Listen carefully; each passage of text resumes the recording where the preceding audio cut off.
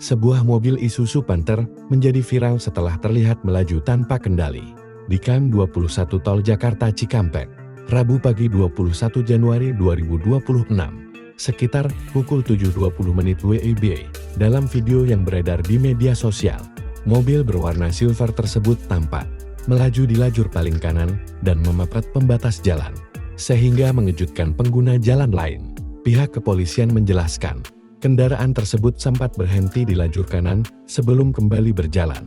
Saat melaju, mobil sempat menabrak pembatas jalan di area Hutueng dan akhirnya berhenti setelah tersangkut pembatas lalu lintas.